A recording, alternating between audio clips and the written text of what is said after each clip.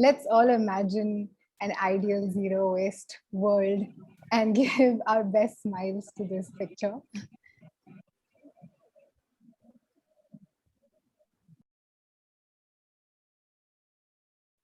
Okay, we still have a few minutes before we start, and we just thought we can do a quick, round of introduction for those who haven't met each other here. I have met some of you years ago, so I'm just really happy to see you guys here. The virtual world is such, but I'm also really excited to get to know the newer faces, people I don't know here. And before we start the conversation, if you guys would like to, just introduce yourself, not so much on the formal lines, but maybe just where you are right now, how you would like to be known, what you're doing, that kind of stuff. So anyone can start. Okay, I'm Sonal. I am joining from Madras today, Chennai, and my pronouns are they and them. I try to lead a conscious life, if that makes sense. But yeah, mostly trying to live mindful of the environment, of social justice, of my existence. That's about it. Okay, thank you, Sonal. I'll go next. My name is Swati, and I'm joining from Meerut. That's my hometown. And I like to introduce myself as a learner. I love to learn different things. Not haven't really completed many things when I start learning, but yeah, that's about me. That's all of us. So nice. Thanks, Swati. So I'll go next. Hi, everyone. I'm Vaibhav. So I am joining from Delhi. And for me, I am in that state of my life where I'm just exploring and learning new things and trying to meet as many people as possible and trying to be as focused and productive as possible. So yeah, really looking forward to this session. Thank you, Vaibhav. Hi, this side Akash Singh. I'm 21 years old. I live in Greater Noida. So basically, I'm working with Energy Innovations. So like we are collecting waste from temples and making statues and idols. Yeah, this is just about me. And thanks. Thanks, everybody. Thanks, Arushi and Ishani, for inviting me to this. My name is Vishal, and I'm speaking from Chennai, which is my hometown. But my native, like Sonal's, is Rajasthan. We both are from Marwari Jain communities, and I've spent many years in Banaras. So a lot of people think when they listen to my Hindi, they think that I'm a UP Babu. So I think I'm happy with all of that. Like, Rajasthan, Chennai, and Varanasi. Like, it's my V mark on India. So V for Vishal. Thank you. That's nice, Vishal. It's exactly the opposite for me. I'm a Marwari Jain from Chennai also, but I'm from UP. So when people talk to me, they're always like, "You look South Indian. You talk South Indian." Okay, so let's begin. This is very interesting conversation for me because I personally am very, very close to this topic. And like I really want to say that the combined pressures of population growth, economic growth, climate change is placing increased stress on essential natural resources of India and globally. And these issues have made us more conscious people, right? We are sensitive towards the sustainable resource management now and in this generation. And with this positive outlook that the generation is moving towards a better life and a better world and a better planet, let's talk today on Independence Day to these real change makers and learn about the topic of sustainability from the lens of waste management, water, and sanitation. Before I begin, I'd like to request all of you to follow a few housekeeping rules. So please keep your microphones on mute, share questions on chat. Note that the session is being recorded and will be shared on the YouTube channel later. So even when people enter, we will keep talking to them on chat so that the speakers don't get disturbed here. And as for the speakers, you can keep your videos on when you're answering the questions. And I will take names so that we don't interrupt each other, but feel free to jump in and use chat to also answer questions.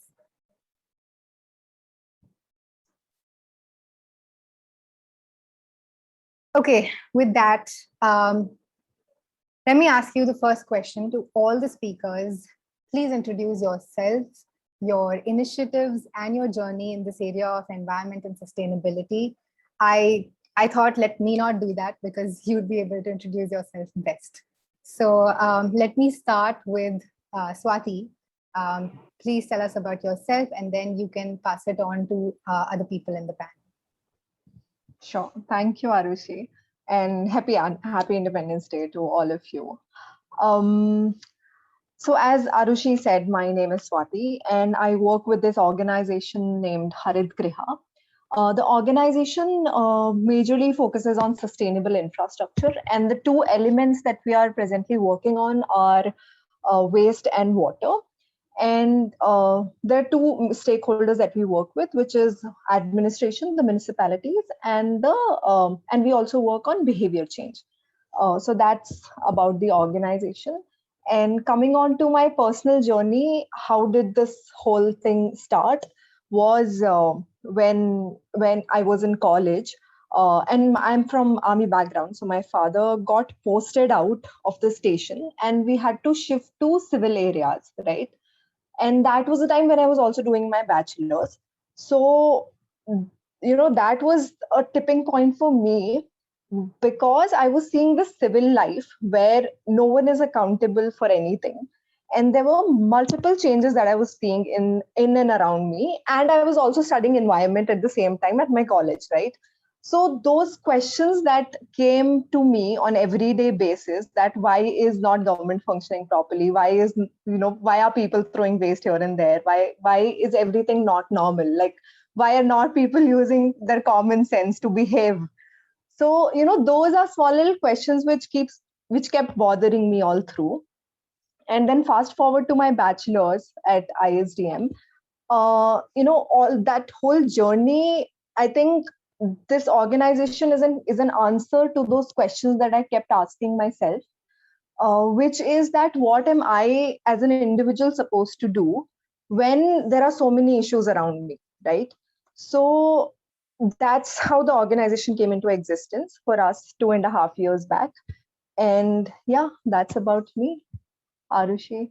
And okay, I'll choose the next person. Sure. Akash can go next. नमस्कार, thank you मुझे यहाँ पे invite करने के लिए। मेरा नाम आकाश सिंह है और मेरी एज 21 साल है। मैं ग्रेटर नोएडा के जेवर से हूँ। एनर्जी इनोवेशंस की स्टार्टिंग अब से लगभग 3 साल पहले हुई थी। स्वाति मैम, आपको सुन के बहुत अच्छा लगा, बहुत इंस्पायरिंग था कि आपने कैसे स्टार्ट किया। सो एनर्जी इनोवेशंस की स्टार्टिंग भी ऐसे ही हुई थी 3 साल पहले। सो मैं 15 की एज में था जब मैंने एक वॉकिंग स्टिक बनाई थी, एक विंड हार्नेसिंग मशीन बनाई थी और एक स्मार्ट इरिगेशन स्प्रिंकलर मशीन बनाई थी। तो मैंने काफी सारे छोटे छोटे इनोवेशंस किए। पीएमओ से अवार्ड मिला, हरियाणा के चीफ मिनिस्टर से अवार्ड मिला, काफी अच्छे रिकॉग्नाइजेशंस मिले और अपने डिप्लोमा इन इंजीनियरिंग में था। तो मैं अपने दोस्तों के साथ वहाँ गुड़गांव अरावली के पास में एक शनिदेव मंदिर था, हम हर ट्यूसडे और हर फ्राइडे वहां पे जाते थे और मंदिर के पास में एक तालाब था, वहां पे जाके बैठते थे। बहुत सुकून मिलता था वहां पे बैठ के। तो जब हम लोग मंदिर जाते थे तो वहां पे एक थाली लेके जाते थे जिसमें अगरबत्ती, धूपबत्ती, नारियल, फूल सब चीजें होती थी। तो जब वो नया नया तालाब बना था तो वहां बैठने में बड़ा मजा आता था, तालाब के किनारे बैठने में। बहुत अच्छा तालाब था वो। कुछ टाइम हम लोगों ने देखा, कुछ टाइम बाद के तालाब के किनारे डेडली फिशेस पड़ी हुई हैं, वहां पे मछलियां डेडली पड़ी हुई हैं, जो और वाटर बॉडीज होती हैं वो डेडली पड़ी हुई है। मैंने पता लगाने की कोशिश करी कि तालाब जो है ये इन्फेक्टेड क्यों हो रहा है। तो इसके पीछे थोड़ा सा रिसर्च किया तो पता चला कि तालाब के अंदर टेम्पल का वेस्ट डलता है और टेम्पल के अंदर वेस्ट में जो सबसे ज्यादा हार्मफुल चीज है वो है the Ashes of incense stick.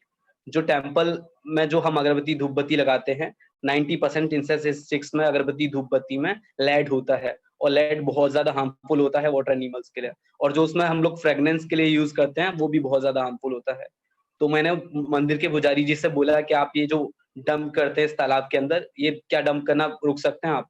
क्या इसको रोक सकते हैं? उन्होंने बोला आप हमको तो रोक दोगे, पर भारत के अंदर करोड़ों मंदिर हैं, उनको कैसे रोकोगे? और ये जो राख है हमको किसी पवित्र जगह पे डालनी होती है, हम इसको ऐसे ही कहीं पे भी नहीं डाल सकते हैं, हमको किसी पवित्र जगह पे डालना होता है, किसी शुद्ध जगह पे। मैंने इसके बारे में पता लगाया तो पता चला कि ज्यादातर मंदिरों की राख, इवन एक छोटा सा एग्जांपल देता हूँ, मेरी खुद की मम्मी मुझे बहुत बार पॉलिथीन देती है कि इसमें घर के मंदिर से निकली हुई चीजें, इनको तालाब में डाल दो। पहले कभी इतना नोटिस नहीं किया था, पर जब अपने सामने वाटर एनिमल्स की डेड बॉडीज देखी तो रियलाइज हुआ कि एक बड़ी प्रॉब्लम है। उसी टाइम मुझे जापान की कंपनी से प्लेसमेंट ऑफर मिला था मेरे कॉलेज में। मैंने डिसाइड किया कि मैं वो प्लेसमेंट नहीं लूंगा, इसी प्रॉब्लम के ऊपर काम करूंगा, और उस टाइम एनर्जी इनोवेशंस की स्टार्टिंग हुई। मुझे पर्सनली लगता है कि एक सोशल एंटरप्रेन्योर बनने के लिए भी हमें 4 चीजें तो कम से कम चाहिए ही होती हैं। पहला प्रॉब्लम स्टेटमेंट जो मेरे पास थी कि वाटर जो है वो इम्प्योर हो रहा है, टेम्पल वेस्ट निकल रहा है। दूसरा सॉल्यूशन के उसका क्या किया जा सकता है। सॉल्यूशन के लिए मैंने उसका कंक्रीट टेक्नोलॉजी में उसको चेंज करना स्टार्ट कर दिया, लाइक एशेस टू आइडल्स। तीसरा आइडिया वैलिडेशन, क्या मैं उनको बेच सकता हूँ। मैंने मार्केट में लोगों से पूछा कि आप इसको खरीदना चाहेंगे, इसका आइडिया वैलिडेशन किया, कुछ लोगों को बेच के देखा तो लोगों ने अपना इंटरेस्ट दिखाया। चौथा होता है स्केलेबिलिटी। स्केलेबिलिटी, आप उससे स्केल कैसे कर सकते हैं। तो स्केलेबिलिटी हुई जब जेल इनमेट्स भी हमारे साथ में आए। सो मैंने एनर्जी इनोवेशंस की स्टार्टिंग लगभग 3 साल पहले अकेले करी थी, जब मैं एक इनोवेटर था।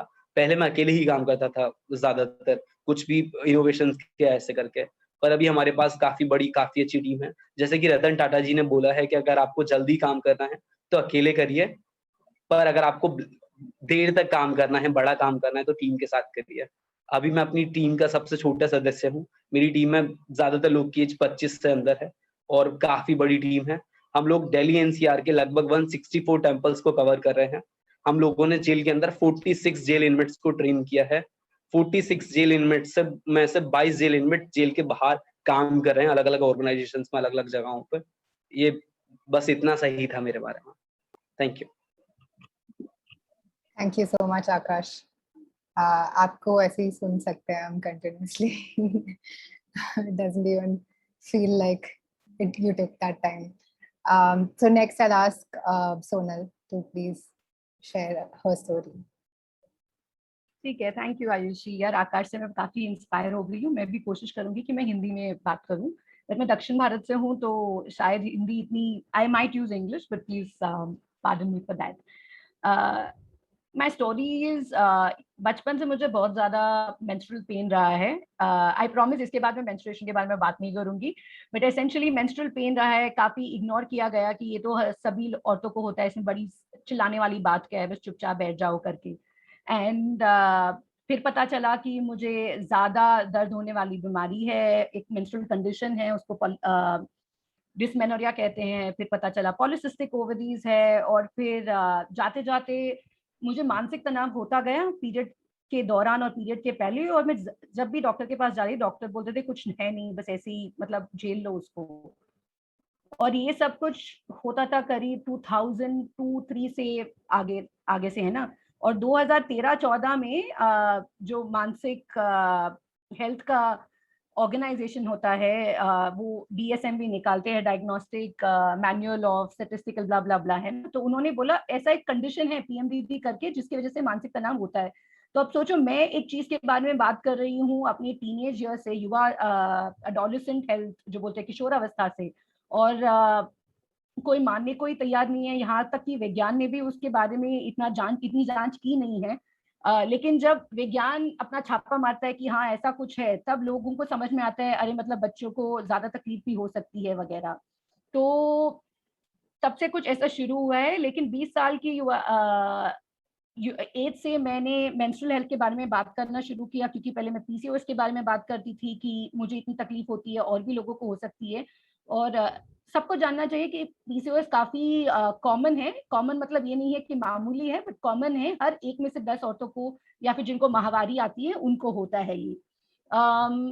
एक ये था कि मैं PCOS के बारे में और अवेयरनेस फैलाऊं, क्योंकि इंडिया में क्या होता है, PCOS उस एज में जांच की जाती है, gets diagnosed at an age जब लोगों को बच्चा करना होता है। लेकिन बच्चा तो हमें एज में कभी भी करना हो सकता है या फिर नहीं भी करना हो सकता है ना। इसका मतलब ये नहीं कि हम किसी बीमारी या कंडीशन को जांचें ही ना और उसको सॉल्व करने की कोशिश ना करें, क्योंकि मेरे जीवन का जो रीजन है या फिर जो पर्पस है, वो तो सिर्फ बच्चा करना नहीं है। I want to do all lot of other things also.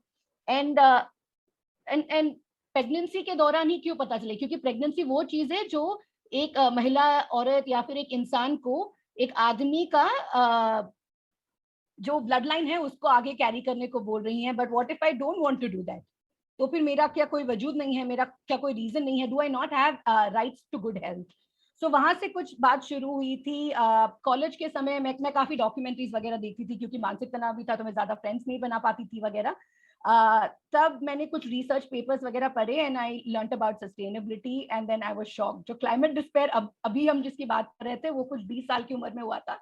And I decided to go plant based, क्योंकि एनिमल एग्रीकल्चर से जितना लैंड यूज हो रहा था, वाटर यूज हो रहा था, जितना मीथेन प्रोड्यूस हो रहा था, जितना कार्बन डाइऑक्साइड प्रोड्यूस हो रहा था, और तब ओजोन लेयर फिक्स भी नहीं हुआ था, है ना.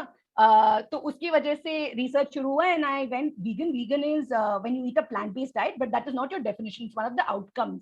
veganism, it's a movement to live more compassionately towards animals, to behave more kinder towards animals.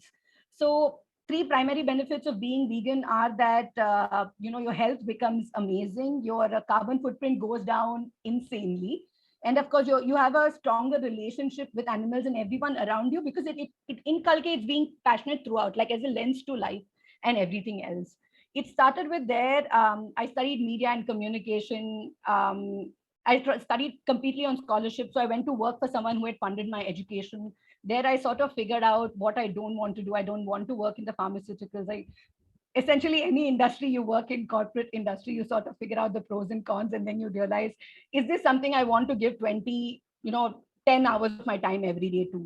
वहां से कुछ बात शुरू हुई. फिर मैं एक फेलोशिप कर रही थी, वहां पे मुझे जेंडर इक्वालिटी और क्लाइमेट चेंज के बारे में काम करने को मिला यूके में. तो मैं लंदन, लिवरपूल वगैरह गई, ये देखा. एक्चुअली वो काफी शॉकिंग एक्सपीरियंस था, क्योंकि वहां जाके कुछ पता चला कि हमें बहुत कम पता है. आरुषि ने शुरुआत में बोला कि पॉपुलेशन ग्रोथ एक प्रॉब्लम है. एक्चुअली पॉपुलेशन ग्रोथ प्रॉब्लम ही नहीं है, क्योंकि इतने लोग हो नहीं रहे. प्रॉब्लम ये है कि रिसोर्सेज जो है दुनिया में वो सिर्फ कुछ लोगों को मिला जा रहा है, और वही वो लोग हैं जिनको people who have access to energy. Energy बोलते हैं, जैसे इलेक्ट्रिसिटी है, जिनके पास रिसोर्सेज है, पैसा है खरीदने का, वही इतना सारा कचरा कर रहे हैं जो अटलांटिक में और पैसिफिक में वगैरह थ्रो किया जा रहा है. अब आप सोचिए, अगर आपके पास इलेक्ट्रिसिटी, बिजली ना हो तो अवन नहीं होगा. अगर आपके पास माइक्रोवेव नहीं है, oven, microwave, multiple things, microwave नहीं है तो आप इतना सारा फ्रोजन फूड नहीं खाएंगे. अगर आप फ्रोजन फूड नहीं खाएंगे तो प्लास्टिक कम यूज होगा. अगर आपके पास डिस्पोजेबल इनकम नहीं है तो आप इतना सारा चिप्स और कोको कोला नहीं खाएंगे. तो लॉन्ग स्टोरी शॉर्ट, अगर आपके पास बहुत पैसा है तो शायद हम ही वो इंसान हैं जो इतना सारा कचरा कर रहे हैं, है ना. तो और पॉपुलेशन ग्रोथ हम यूजुअली किनको बोलते हैं कि कम कीजिए, कम कीजिए? वो वाले कंट्रीज जिनमें शायद ज्यादा एक्सेस टू एनर्जी है ही नहीं. हम गाँव में ये सब कुछ बोल रहे हैं, लेकिन शहरों में नहीं बोल रहे हैं, जिनके पास एक्सेस टू एनर्जी ज्यादा है. So population growth might not be such a problem. In fact, I would encourage everyone कि आप गूगल पे जाके देखें why is population growth, जनसंख्या बढ़ने का जो है वो क्यों एक प्रॉब्लम नहीं है. उससे भी हमें काफी सारी चीजें पता चलती है. तो वहां गए, फिर आए, यहाँ पे कुछ काम किया. ऑरोविल नाम की एक टाउनशिप है पौंडीचेरी में, दक्षिण भारत में, तो उसके आसपास भी थोड़ा सा काम किया. और फिर मैं सेंट्रल अमेरिका चली गई. निकरागुआ नाम की एक कंट्री थी, एक माइक्रोसॉफ्ट प्रोग्राम पे. और वहाँ ये अमेरिका, जो नॉर्थ अमेरिका, साउथ अमेरिका सब कुछ है, इनमें से सेकंड पुअरेस्ट कंट्री थी. तो उसमें भी मुझे थोड़ा सा जेंडर के बारे में पढ़ने को पता चला, और काफी सारी क्लाइमेट चेंज और प्लास्टिक प्रोडक्शन के बारे में काम करने को मिला और सोचने को मिला. एग्जाम्पल, हम में से कितने लोगों को पता है कि ये जो छोटी सी कंट्री है ना, मतलब गोवा के साइज की कुछ होगी, उसमें जितने सारे कार वगैरह आते हैं सब कुछ यूएस का आता है, सब कुछ सेकंड हैंड है. और क्योंकि वहाँ पे अर्थक्वेक्स होते हैं और वॉल्केनोज होते हैं, उसकी वजह से वहाँ पे बहुत ही कम बिल्डिंग्स हैं जिनमें एक फर्स्ट फ्लोर भी बनाया जाता है, या वहाँ पे अभी भी गधे यूज किए जाते हैं ट्रैवल और ट्रांसपोर्ट के लिए.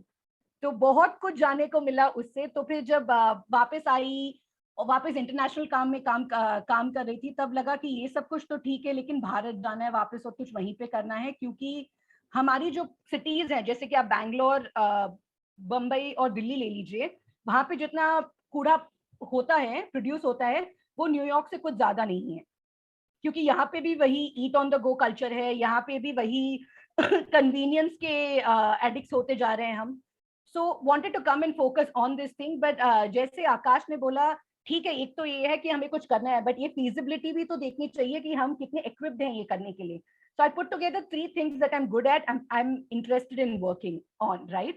एंड जिसका कोई पर्पस हो कि दुनिया में जरूरत है, क्योंकि पैशन तो बहुत हो सकता है कि मुझे ये करना है, मुझे ये है, लेकिन दुनिया को इस चीज की कितनी जरूरत है वो भी देखना पड़ता है, और उसमें पर्पस आता है ना. सो एक था क्रिटिकल थिंकिंग, मुझे सोचना पसंद है, मैं ज्यादा खेलती नहीं थी, काफी कभी भी मोटी हूँ, तो काफी मुझे पढ़ने का काफी शौक था, तो ये सब कुछ था कि क्रिटिकल थिंकिंग ये करना है. मैं काफी कंजर्वेटिव मारवाड़ी फैमिली से आती हूँ जहाँ पे अभी भी घूंघट वगैरह पहना जाता है. तो ये अलग सोच कैसे लेके आए कि हमारी जिंदगी, हम जिस घर में पैदा हुए वही उसी घर में नहीं रहना है ना. चाहो तो रह सकते हो, बट उसी कल्चर को अपनाना है या फिर उससे भी थोड़ा आगे बढ़ के जाना है, ये क्रिटिकल थिंकिंग लाना था. दूसरा, महावारी के बारे में बात करनी थी मुझे, अबाउट मेंस्ट्रुअल पीरियड्स, क्योंकि personally my life has been severely affected by it. And third था एनवायरमेंटल चेंज, इसको मैं कैसे साथ में काम कर सकूं, है ना. सब कुछ तीनों को एक गांठ बांध के कैसे उस जगह पे काम करूं. So I decided to work at the intersection of critical thinking, gender and menstrual health and climate change. So that is my story. This all of this led me to work in this space. I wanted to start something of my own, but luckily for me, I met someone who had started something 6 months ago. एक संस्था है बूंद नाम की, तो हम menstrual health पे काम करते हैं. इंडिया में प्रॉब्लम ये है कि हम सब सिर्फ हाइजीन की बात करते हैं, जैसे कि पैड लगाने से सब कुछ ठीक हो जाएगा, बट ये बात नहीं है. और जो पैड, डिस्पोजेबल पैड हम लगाते भी हैं, उसमें काफी सारे केमिकल्स हैं. ये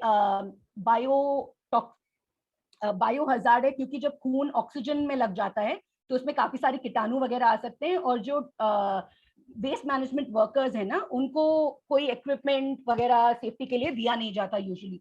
तो इस प्रॉब्लम को कैसे सुलझाएं. उसके अलावा कोई रीयूजेबल प्रोडक्ट्स इंट्रोड्यूस कर सके क्या, जो अफोर्डेबल भी हो, जो सारे कम्युनिटीज में भी फैला सके, आई मीन डिस्ट्रीब्यूट कर सके, वो एक था. फिर मेंस्ट्रुअल हेल्थ के बारे में कैसे काम कर सके, और जो स्टेक होल्डर्स है, जैसे अगर हम देखा जाए मेंस्ट्रुअल हेल्थ, तो गवर्नमेंट इज इंडिया सबसे बड़ा एंटरप्रेन्योर है ना, वही तो कंट्री चलाता है. उसका देखा जाए तो अभी हेल्थ मासिक महीना जो आता है, वो आता है ministry of water and sanitation में, मिनिस्ट्री ऑफ हेल्थ में, मिनिस्ट्री ऑफ एजुकेशन में, मिनिस्ट्री ऑफ विमेन में.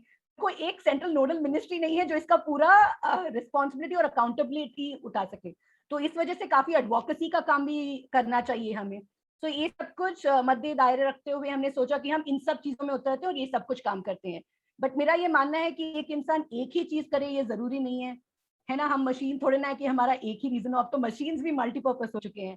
तो ये एक चीज है जिसपे मैं दिन में 6-7 घंटे काम करती हूँ. बट उसके अलावा और भी काफी चीजें हैं, जैसे ध्यान करना, माइंडफुलनेस, और अलग अलग चीजें जिसमें मैं अपना समय बिताती हूँ, और जिसके माध्यम से मैं खुद को और दुनिया को बेहतर समझने की कोशिश करती हूँ.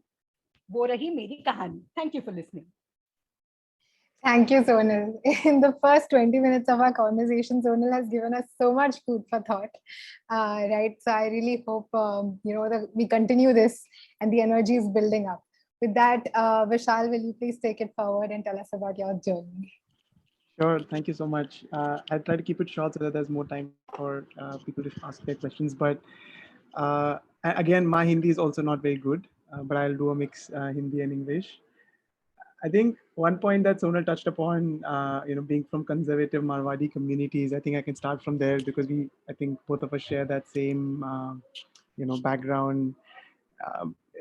It's so silly, like, the way our communities think, like, it's still, so it's so shocking for me. Like even now, like after being 5 years, 6 years into, working in the waste management space, there's not 1% realization in half of my, like in majority of my family members in terms of what am I doing and why am I not earning money? Like, what am I doing? This is nonsense business. That's exactly what their question is कि कितना पैसा कमा रहे हो, इतना क्यों काम कर रहे हो, इतने घंटे काम करने का इतना ही पैसा मिलता है, क्यों काम कर रहे हो? Anyway, so that's I just thought I'd connect with what Sonal said. As a quick introduction, like I said earlier, my name is Vishal and I'm from born and brought up in Chennai, and I did my undergrad from BHU in Varanasi, which was about a 40-hour train journey. And I think that is where my journey actually with waste started, because I'd be sitting at the doorstep for most of the 40 hours, and most of those hours sitting alone, just looking outside at the nature from South India to North India, how the landscape changes, how language changes, food changes, everything is changing. But when you just put your head down and look right next to the railway tracks, you would see this continuous, never-ending trail of plastics. And that really got me thinking, like as a young 18-year-old, I was start thinking why, what happens to all this waste? Why is it, where is it all going to end up? Where is away? So all of these questions is kind of, was ingrained in me right at the start of those journeys. And fortunately, I had an opportunity to kind of take those initiatives forward as an undergrad student. Started the Green Club at BHU, organized multiple cleanup drives, organized food waste reduction initiatives, water waste reduction initiatives, installed electric meters in hostels because students were not paying for the electricity bills. They were paying a fixed nominal amount, and they would not respect that at all, right? They would just switch on their fans, their lights, water would be wasted. Like there was no respect, for resources. I think that is the problem. Like it's not so much about technology or innovation or trying to mitigate climate change. I think if we can start respecting what we have and use only how much we need, there's enough for everybody, right? And I think Sonal also touched upon how certain people in the Western developed nations consume way more than what they need to, right? And that's kind of what, if everybody lived like America, like we would need like 6 or 8 Earths, to feed the planet. So I think that's really what got me interested in looking at my own impact on the planet. And uh, there came the final year when you had to make a choice between taking a corporate career versus deciding to pursue something that you were interested in. And I really didn't have an idea about how that is possible. It was always a question of और यार पैसे कमाऊं या यही करते रहूं जो कर रहा हूं, पता नहीं कैसे इसमें पैसे कमाएंगे. And then, like much to the agony of my parents, I decided to reject my corporate job that I got from campus placements, and I took the leap into the development sector. And I knew, environment was where I wanted to work in, and waste management particularly interested me because I realized that even though there were so many sensitive people who cared about education, healthcare, environment, multiple other social sectors, but even they were not being sensitive to waste. And a classic example of that is the Jagriti Yatra. If you noticed, half of the yatris, they would be consuming so much disposable, they would be dumping it, littering it, just throwing it wherever. And that journey also made me realize that these are good people. They want to do good to the world, right? They want to solve problems, but it's so hard to be sensitive about something for which you can't see the impact in front of your eyes. Right? You can see a poor kid and you feel sensitive about it, and okay, oh, let me work towards solving hunger and poverty. Right? So I think that also made me realize like this was a problem that not many people were sensitive about, and which is why I thought, okay, let me invest my time and energy in solving this. However, after working here for the last 5-6 years now, for me, the definition of waste is far more broader.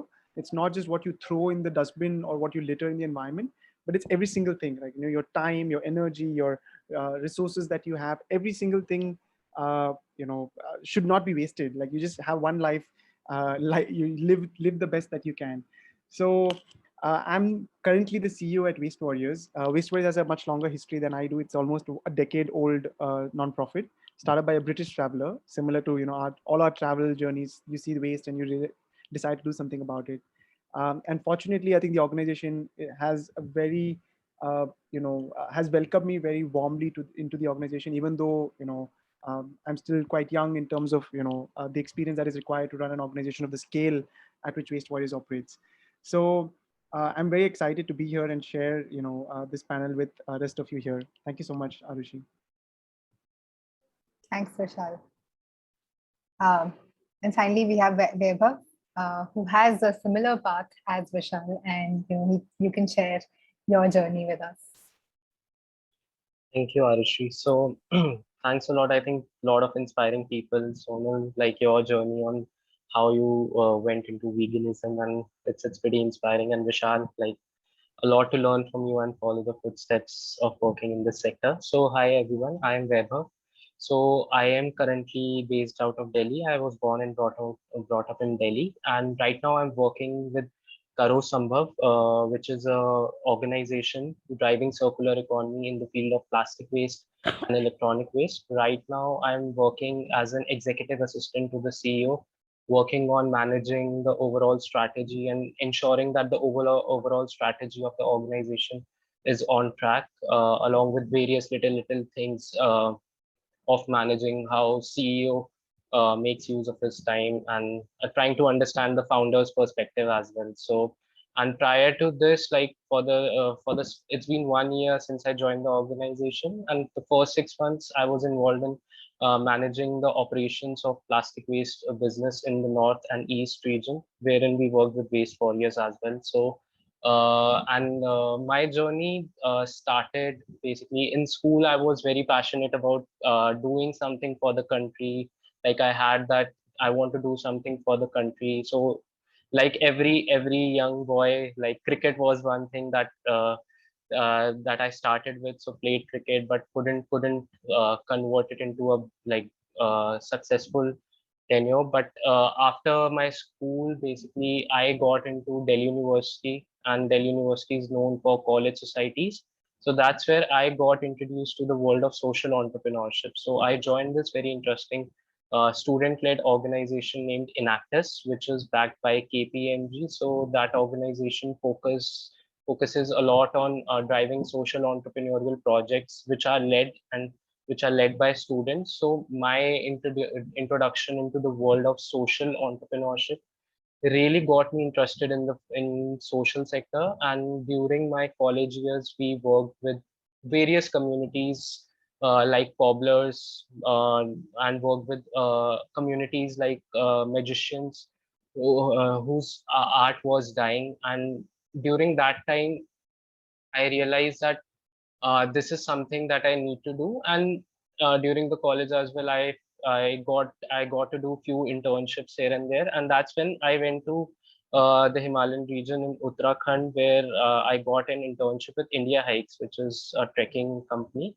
So I went there as a green trails intern, and that's where my journey of waste management started. So worked there in a very remote village for 1 month on plastic waste upcycling. And then when I saw the situation over there, it was horrific, because being such a remote location in Uttarakhand, there was no infrastructure, there was no understanding, there was no awareness about what is plastic waste, what are the harmful effects of plastics.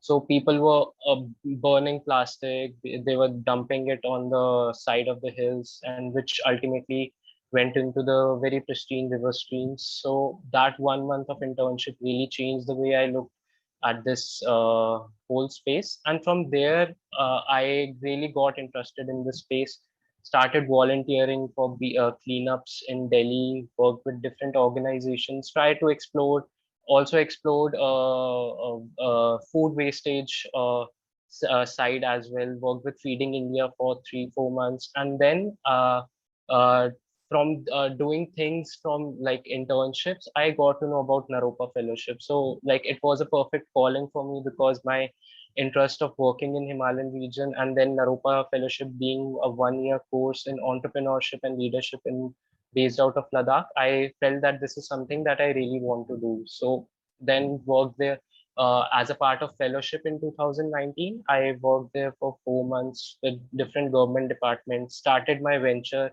along with my senior as well. But due to COVID, things got disrupted. And then after after I got done with my fellowship, I joined Karo Sambhav. So overall, I feel that like the journey has been really interesting, and there is still a lot to learn in this space. And that's why I kept on exploring. So now the next steps that I have in my mind is that I've been selected for a climate change expedition to Antarctica, which will be happening next year in March. So I'm really looking forward to that. And at the same time, trying to understand more on the sustainability space and environment space, and learning more about circular economy in a technical way. So yeah, that has been my journey till now, and really looking forward to this session. Thank you. That's wonderful. Thank you so much, Vaibhav. Now that all of you have shared your personal motivations of being in this space, could we also hear about like what you think that we as a country or a community today understand the consequences of our consumption? Right, Vishal briefly touched upon that. And before we even ask you what your solutions are, what are you guys doing? Just tell us, like, how much do we understand? What is the consequence of consumption? Anyone can start. Hi. I'll start also because I made a couple of notes that I wanted to share. एक तो था about water bottles in Jagriti Yatra, which Vishal had brought up, but it's not just Jagriti Yatra. Vishal और मैं एक और fellowship या ऐसा कुछ गए थे जहाँ पे सस्टेनेबिलिटी के बारे में बात कर रहे थे. वो था अनलीश और हम सिंगापुर में थे. एक तो मैं पिछले 2 साल से ये समझने की कोशिश कर रही हूँ, जब भी हम क्लाइमेट चेंज की बातें कर रहे हैं, हम सब कुछ ट्रैवल इंडस्ट्री इतना सारा पोल्यूशन कर रहे हैं, तो काफी सारी दुविधाएं हैं जहाँ पे हम फंसे हुए हैं ना. दीज आर दीज जंक्चर्स छोटे छोटे. तो वहां पे भी कैसे सोचे. मैं ये नहीं बोल रही हूँ कि मैं जो अभी बता रही हूँ मैं सब कुछ अमल करती हूँ लाइफ में, बट ये मेरी कुछ थॉट्स हैं. तो एक ये कि बहुत सारा स्पॉन्सरशिप होता है. अगर पैसा ना मिले तो हम कुछ कर ही पाएंगे. तो यात्रियों जैसे जागृति यात्रा जैसे कुछ हो नहीं पाएगा, अनलीश जैसे कुछ हो नहीं पाएगा. तो एक तो ये भी है कि स्पॉन्सरशिप पैसे के बगैर, विदाउट दिस कैपिटल स्ट्रक्चर की जहाँ पे एडवर्टाइजिंग का पैसा आए, उसी से कुछ कर पाए, कोलैबोरेशन से कुछ कर सके, क्या ये भी हमें थोड़ा सा एक एक्सप्लोर करने की जरूरत है. तो there are 3 things we could talk about when we talk about sustainability, which is finitude of resources, fairness in sustainability. कौन भोग रहा है ना, क्योंकि कुछ लोगों को काफी मिल रहा है, but at whose cost, which communities are suffering. And third thing is fragility of the environment, but that's like more an academic course, so I'll stop.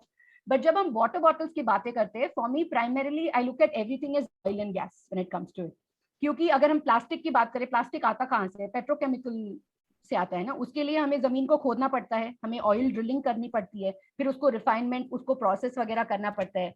जब हम इलेक्ट्रिसिटी बेस्ड करते हैं, we never think of it that coal, it's coming from coal. There's so much suffering that's happening with relation to that. So the minute we start thinking about everything in terms of electricity, life changes. Like these earphones, by design my mobile phone is such that it can only go niche se, hai na, the plug for it, but that doesn't allow me to take calls, and sometimes I have to use Bluetooth earphones. Uske liye bhi electricity lagti hai. So at every juncture, the Antarctica thing that Weber was talking about, Weber, I love all the work you do. But at a similar expedition, which I was shortlisted and I had to figure things out to the next round.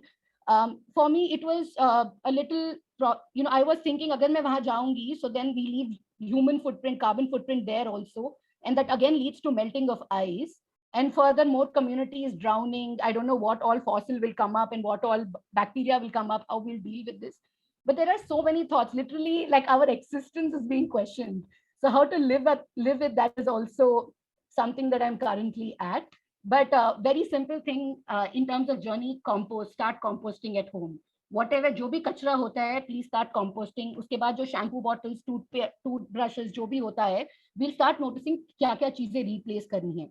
So at an individual level, this is one impact all of us can have.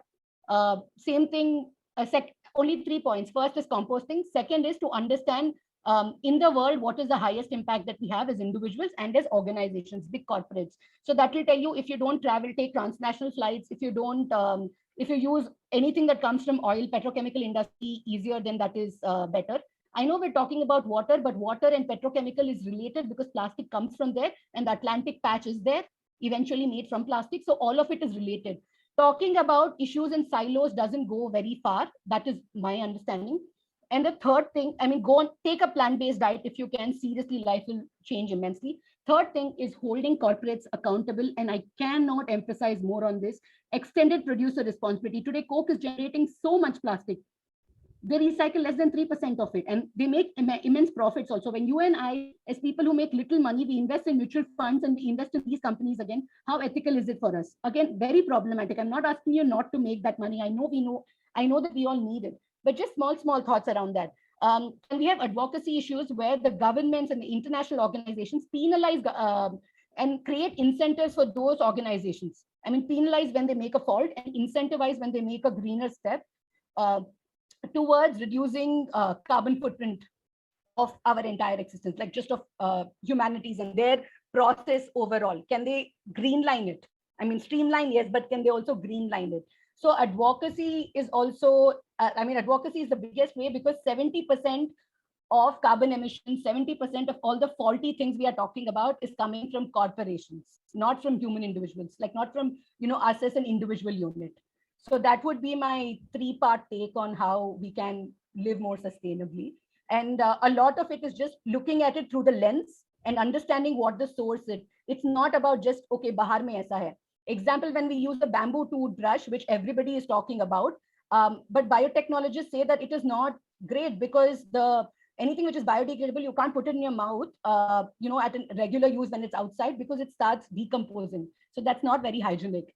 And at the same time, when we're talking about single-use straws, what percentage of our waste is actually straws like that? If you use a plant-based diet, or there is so many other things that you could look at, that I feel like straws have been villainized because it's a distraction, because they don't want us to take bigger steps, like holding corporations accountable. So also look at what they're not telling you. Yeah. Thanks, from Sonal. my end. Yeah. Does anyone want to add to this? Agree, disagree, maybe? Have a few other points, and also share how we as a community can be more sustainable. We as general public understand sustainability. Yes, Vishal. Yeah, sure. Thanks. I think Sonal touched upon so many points, and I actually had so many things to say, but I don't think there's, and I think it'll take all evening then. But I think convenience is what is kill us, right? I think at the end of the day, the more and more we go behind convenience, that is the single thing that's going to kill us. And why I say that is, just take a simple example of, air conditioning. Now, we want to use air conditioners because the environment is hot, right? And we want to feel more comfortable in our AC rooms. Now, air conditioners and all other things that we use to cool, like either fridge or air conditioners, both of them which have coolants, they are the number one reason for global warming, right? When those gases leak into the environment, that is by Project Drawdown, they were ranked number one reason for global warming, right? So imagine this, what you're using to cool yourself is what is causing heat in the planet, which is what is forcing you to use more of that. And then it's going to become hotter outside, then mean you need more cooling. So that cycle is never going to end. There's only one dead end to it. So while I completely agree of holding corporates accountable, and I think the more we can do that, the more we can talk about it, the more we can, pressurize them. I think that's best. But the other side is, if you don't create that demand for them, if you consume less, if you consume local, people say, "अरे वो hydro power plant क्यों बना रहा है, वो dam क्यों बना रहा है, highway क्यों बना रहा है वहाँ पे, forest के बीच में?" Because people are asking for it, because people want to go to these places, they want to go faster, they don't want to take this muddy route and लंबा रास्ते से नहीं जाना चाहते हैं, right? So it's convenience for people, and of course it's business for them, which is why they're doing it. But what are the ways in which, and again, it's a very idealist approach, but it's again thinking about how our actions are having an impact on the overall big picture. अगर मैं ये चीज कम use करूंगा तो company बनाएगी नहीं ना. अगर मेरे जैसे हजारों लोग कम वो यूज करेंगे चीज को, कोई भी चीज ले लो आप, बॉटल्स आप कम यूज करोगे तो company will not manufacture more because there is no profit to be made, right? The demand is less. Again, it's very hard because companies systematically invest, and that's something like what Sonal said. You should know what they don't tell you. One of the things they don't tell you is they systematically research on how to break your willpower.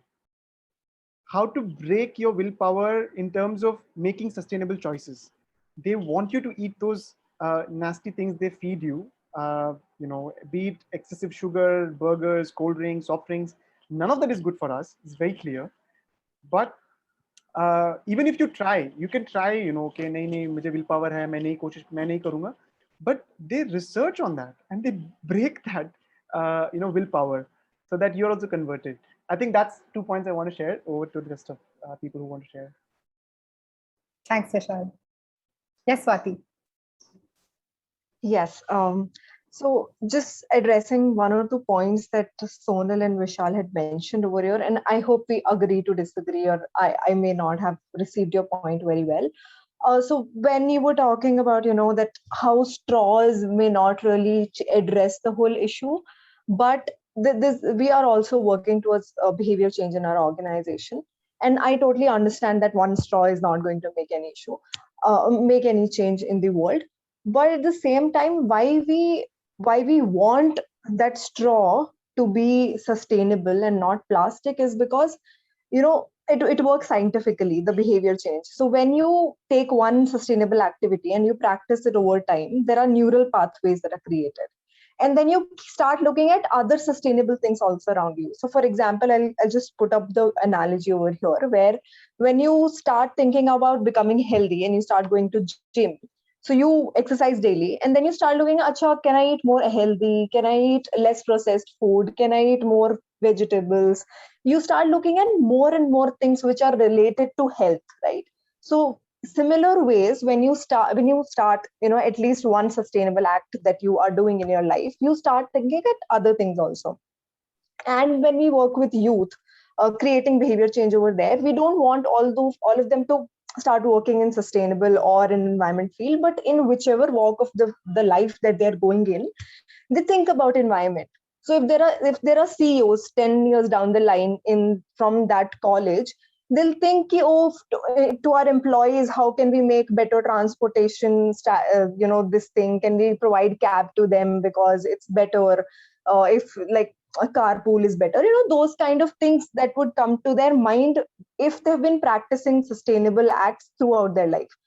So these small things does make the difference in long term. But I totally agree that we have to pressurize corporates, and like we are at tipping point and we have to do something about it.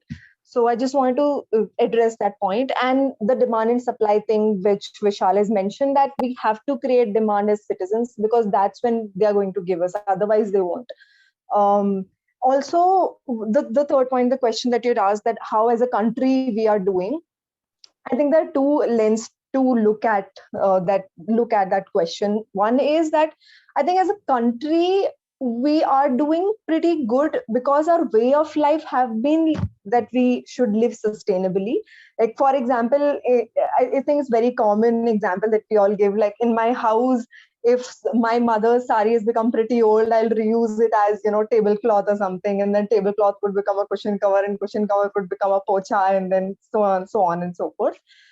So in that ways, at our homes we are living sustainably, but at the same time we are working with tier 2 cities mostly. When we go there with solutions to the citizens in the community, environmental solutions, their basic thing is roti kapda makan, and they don't want to think about environment or any other social issues for that matter. Plus the administration people also, because they are loaded with work, like they don't want to think about environment. Development is what they want to think about, the answer to the prime minister of the country, etc. And so in that sense we are not doing very great, but our way of life has been good. So intersection of that is great, but we have to work towards it. Like, yeah, that's the answer. Yeah, that's it from my side. Thanks, Swati. I like that you brought up the intersection of how we are living more sustainable lives and like the planet and the environment and the health of the environment.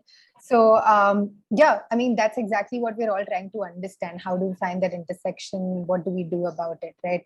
And Akash, I have a question for you, and it's related to this. So you can add your point and then continue from there. So how did you, in the grassroots level, like how do you convince people not to dump waste into the water, and or otherwise, even if they're doing that, how do you find a solution around it which can improve lives of people in the community? अगर आप permission दें, पहले मैं Swati ma'am की बात को complete करना चाहूंगा, फिर Sure. उसके बाद इसका आंसर देना चाहूंगा. जैसे स्वाति मैम ने बोला कि गांव में लोगों को या ज्यादातर लोगों को रोटी कपड़ा और मकान इससे मतलब होता है. मैं टोटली एग्री करूंगा. मैं एक छोटा सा एग्जांपल देता हूँ. अब से लगभग 1.5-2 साल पहले मैं इथोपिया से आया था इंडिया को रिप्रेजेंट करके, और आई फील लाइक के मैं सस्टेनेबिलिटी वेस्ट मैनेजमेंट के बारे में इंडिया को रिप्रेजेंट करके आया हूँ. I feel so honoured. मैं अपने गांव में आता हूँ और मैं देखता हूँ मेरे खुद के खेत में जो धान का जो कचरा बचता है उसमें आग लगी हुई है, और मैं अपने पापा से बोलता हूँ आप ये क्या कर रहे हैं, और पानी की बाल्टी से आग बुझाने लगता हूँ. वो बोलते हैं अच्छा मेरे साथ बाइक पे बैठ. मुझे बाइक पे बैठाते हैं और आसपास के 8-10 गांव में घुमा के लेके आते हैं. हर गांव के बचे हुए फूसे में आग लगी रहती है. वो मुझसे बोलते हैं ठीक है अब सबको रोक के दिखा. तो हम लोगों को डेफिनेटली एक सॉल्यूशन के ऊपर एक काम करने की जरूरत है. सिर्फ ऐसे लोग को समझाने से काम नहीं चलेगा. एक दूसरा एक एग्जांपल देता हूँ. मेरी खुद की जर्नी कैसे स्टार्ट हुई थी. मैं 9th स्टैंडर्ड में था. मुझको पता चला, जैसे सोनल मैम ने काफी अच्छी चीजें बताई, वहां से ही मैं इसको बताऊंगा. मुझे 9th क्लास में पता चला कि हमारी जो इलेक्ट्रिसिटी बन रही है 80% से ऊपर वो कोल से बन रही है. और कोल खत्म हो जाएगा आने वाले टाइम में 230 तक। मैं लिटरली में 1 महीने तक बहुत ज्यादा परेशान था, कि बहुत ज्यादा परेशान था। मैं पूरी रात भर नहीं सो पाया। सबके सोने के बाद मैं अपनी छत पे जाता और मैं सोचता कि ये क्या हो रहा है ऐसे करके। अब कैसे इलेक्ट्रिसिटी कैसे सारे के सारे काम कैसे होंगे? हाइड्रो, मुझे लगता था पहले हाइड्रो वगैरह से होता होगा कि ये काम होगा कैसे? मैं एक मेरा प्रोजेक्ट था विंड हार्नेसिंग मशीन का, जिसको मैंने सोचा कि इसको कहाँ-कहाँ यूज़ कर सकता हूँ, और 2-3 महीने उसके ऊपर काम करके मैंने कुछ प्रोजेक्शंस रेडी करे कि हम विंड एनर्जी को कैसे-कैसे यूटिलाइज़ कर सकते हैं। जैसे डेनमार्क करता है, ऐसे इंडिया भी काफ़ी सारा विंड एनर्जी यूटिलाइज़ कर सकता है। अब मैंने एग्जीबिशंस में जाना स्टार्ट किया। मेरी एज 14 साल की थी। ऐसे घर से बोला कि स्कूल जा रहा हूँ, और दिल्ली के एग्जीबिशंस में जाना स्टार्ट किया। तो वहाँ पे मैं एक मिनिस्टर के पीए से मिला, जो उस टाइम रिन्यूएबल एनर्जी के मिनिस्टर थे। मैंने उनके सामने पिच किया ऐसे करके। उन्होंने बोला, एक काम करो, अपनी पूरी प्रेजेंटेशन को, पिच डेक को, अपनी फाइल को हमें दे जाओ, हम बात कर लेंगे। मैंने बोला, पर बात तो मुझे करनी है ना, मुझे समझाना है ना।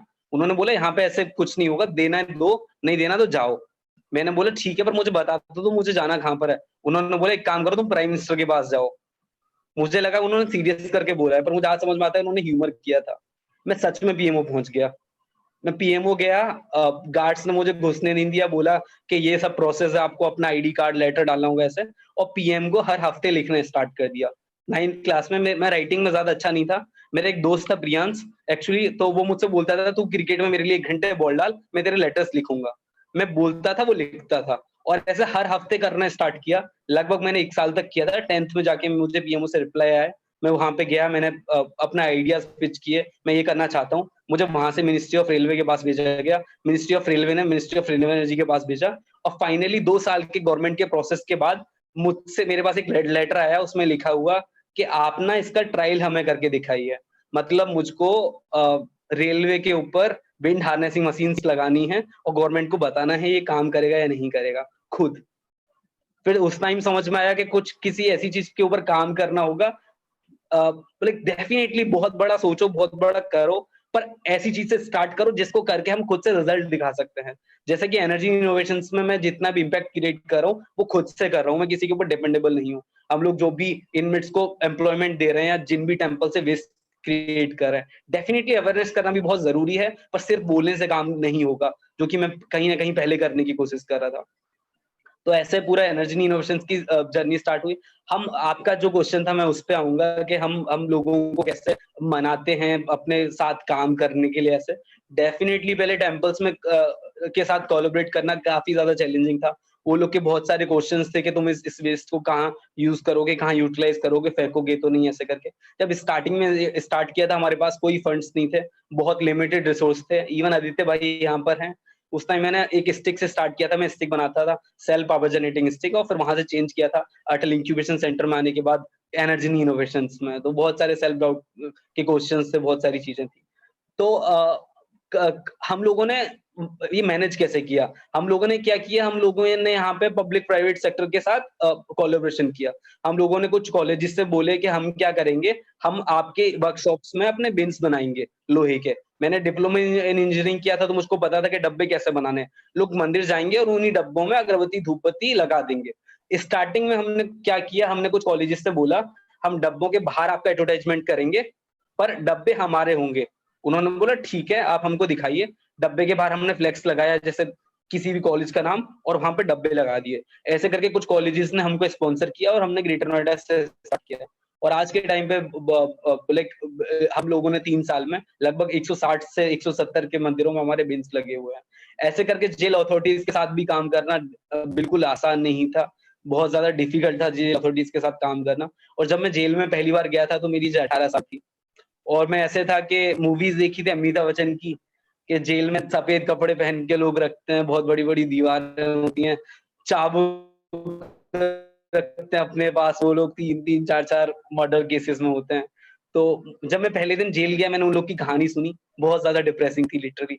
मैं अब 3 साल पहले की बात है, मैं 18 का था, और आके मुझको यूट्यूब पे मैंने सर्च किया साउंड सी वेव्स, और वो सुनते सुनते मैं सोया पूरी रात, उन लोग की कहानी दिमाग में चलती रही। जेल में हर बंदा बोलता है मैं इनोसेंट हूँ। तो वैसे करके काफी सारे लोग, 1-2 एग्जांपल्स दूंगा जैसे कैसे लोग मिले थे मुझे जेल में। एक लड़का था जिसका नाम गिल्लू था। वो बोलता है कि सर, मैं ना एक ढाबे पे काम करता था जयपुर हाईवे पे, और उसके ऊपर हाफ मर्डर केस लगा हुआ था और वो जेल के अंदर बंद था। वो बोलता है सर मेरी गलती नहीं थी। मैंने बोला तो फिर तू जेल में कैसे आया, गलती नहीं थी? तो बोलता है साहब मैं ना एक ढाबे पे काम करता था, वहां पे कुछ शराबी लोग आए और मुझे गालियां देने लगे, मुझे माँ बहन की गालियां देने लगे, मुझे मार पीटने लगे। तो मैंने क्या किया, मैंने जो तंदूरी रोटी नान निकालने का जो वो होता है ना, एक रॉड होती है, वो निकाल के अपनी सेल्फ डिफेंस के लिए वो निकाला और अचानक से एक बंदे के पेट में चला गया। अब वो तो बंदा 15-16 साल का था, उसकी एजुकेशन रुक चुकी थी। ऐसे करके तो ऐसे काफी सारे लोग हैं जो जेल के अंदर जो अपनी एजुकेशन को कंटिन्यू करते हैं, जो हम लोग को भी इवन होप देते हैं कि हम लोग आज जब वो लोग वहां पे सीख सकते हैं तो हम लोग भी सीख सकते हैं। सो ऐसे बोलने के लिए तो बहुत कुछ है, पर मैं इस आंसर को यहीं खत्म करना चाहूंगा। Thank you. Thank you, Akash. So while Akash shared a little bit about like solutions in the rural India and rural areas, can someone highlight the differences in urban areas and rural areas and solutions that are required in both spaces? I can take that quickly if everybody's okay. Primarily because we are actually seeing a big shift and big increase in demand in rural areas because Uttarakhand and Himachal are predominantly rural. And there are a lot of waste management companies, organizations for profit. You have Ramkis and A to Zs of the world who, do big, thousands of tons per day waste processing or collection at least in urban areas. But rural areas, historically, there was never a need for waste collection or waste management because the waste generation was negligible, the non-biodegradable waste. They were primarily, using local stuff. Whatever things they were using for the farm was also locally made, or bamboo or whatever other biodegradable materials they were using, or naturally available materials. Now we've started seeing, for example, in Uttarkashi along the Harkidun trek route, if any of you have been there, there are these villages Doni and Satta where we started working on that route. They are not even accessible by road as such, so you need to trek like from the main road a little bit. You have to trek inside, and everything there, like we documented there. The baskets are made of plastic. The brushes are made of plastic. The whatever would have earlier just been locally made was all now made out of plastic, and it makes sense also because it's lighter for them. Why not use it? If we can use it in urban areas, why shouldn't they carry so much weight on dead weight on their back if they can have something with better properties? So because plastics have such good properties, it of course has spread everywhere in rural areas. Now these rural areas don't have access to any waste collection services, and they're of course closer to the wildlife, which is your forests, rivers, and all of that. So when there's no collection, all of them end up dumping their waste, burning their waste. That's the only solution that they have. Now, problem all of us understand, but in terms of solutions, I think there's a lot that can be done in rural areas. There are a lot of existing government schemes that we can utilize. For example, the 15th Finance Commission has a tied grant component for every Gram Panchayat. 60% of the funds are tied for water and sanitation related activities. And this year's guidelines have included waste management operations costs under the sanitation component, right? So the Gram Panchayats can utilize the 15 Finance Commission ka jo tied grant hai for waste management operations to meet the operating expenses. The capital expenses that are existing schemes, the Swachh Bharat Mission Grameen has 16 lakh rupees per block to construct a material recovery facility, to buy a machine or truck or whatever. And there are other state level and national level schemes for buying a baling machine, or even if you want to buy a vehicle. So typically in government schemes, it's very easy to buy or invest in capital assets because that's easier for them to show. You can use Manrega as a scheme to construct, for all the labor cost that's involved in constructing a shed. So capital expenses is not a problem, but channelizing that to the right place, because it's all being done by different departments, right? If you go to, especially in Uttarakhand, like Swachh Bharat Mission Grameen is being done by, Swajal, versus the actual 15 Finance Commission funds are to be taken care of by the Panchayati Raj department. And then you have some villages which are forest villages. Now, under forest villages, you have different divisions of the forest villages who are taking care of those villages. So all of them are different, operating models. And I'm going to a little bit of technical now, but just, because we spoke about rural and urban differences, I'm sharing in terms of the rural perspectives. And we've realized that there is importance of people paying user fees. Without user fees, the entire operation expenses cannot be met. Even with user fees, only with user fees, you can't run your operations. So typically people say like, "Arey, user fees charge karo, sale of recyclables se aapka operations kharcha nikal jayega." But it will not work that way. We've done the math. We realize कि operating expenses specially गांव वगैरह में जहाँ waste volume low है, compacting machine नहीं है, transportation cost बहुत high है, there's no automation there. So nevertheless, you still need to have a component of user fees, and we charge 30 rupees per household per month. It's very hard to get people to pay that even in urban areas, 50 rupees. Rural areas may already difficult hai. But we've been very fortunate that, you know, just in 2 months, actually for the first time, I think ever, villages in Uttarkashi would have started paying user fees. We collected like what, 500 rupees, I think the first day we went for user fees. Because we've set up a system there, we've taken up, door-to-door collection, we've hired the local youth who go door to door, train people on segregation at source, collecting dry waste, and then having the entire backlink of, processing. So just in terms of rural areas, there's a lot of schemes that exist, but you need to make sure that the MRF that is constructed in an area where there is a utilization for it. Otherwise, Swajal guys clearly told us, we don't care if it's going to be used or not. That's not even our mandate. Our mandate is to construct one MRF per block, and we will go ahead and do it wherever we find a piece of land. Operations can go to hell. That's not our mandate. So that is their attitude. Now that's up to organizations like us who have to channelize that existing scheme to a right place. Yeah, I'll stop here. Thank you. Thanks, Vishal. Sonal, would you like to add? Yeah. One of the things that we've seen is that there's a very trickle-down model that happens from cities, urban areas to rural areas. Example, when it comes to menstrual health, initially we had people in rural spaces using cloth, and then with the whole economy opening up around 1990, there was a huge marketing message going that kapde se cancer hota hai, which we can't tell which company started it or ye kahan se shuru hua, right? But it's sort of a myth. Of course, use more hygienic cloth, maintain your cloth in a certain way. But now if you're looking Western markets, like India is one of the largest exporters of cloth pads to Europe, right? And there are only two largely reusable products there's other things, but two which stand out is menstrual cups and cloth pads. And menstrual cups are sort of aspirational, but cloth pads are not looked at aspirationally because it is like going back to the roots, going back to something which we were using before, so it's not great. And then everyone wants to move towards sanitary napkins because apparently that's what's cool and that's what people in urban India use. That's the kind of messaging that's going, right? So a lot of it has to do with consumer behavior. That अगर शहरों में अमीर लोग ये करते हैं, शहरों के लोग ये करते हैं, तो अगर जैसे जैसे आप हिमालयन टाउन्स में जाओगे, I spend 4 months in Uttarakhand right now in Champawat district, it would often be plains में लोग ये करते हैं, है ना, पहाड़ों में ऐसी आदतें हैं.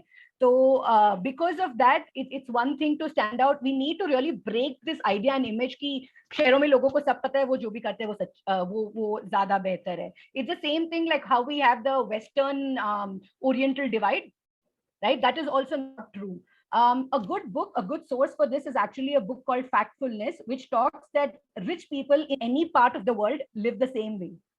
And this is based on economic brackets and not on this whole Western rural, urban rural divide or Western Oriental divide. So that is one thing, aspirational behavior.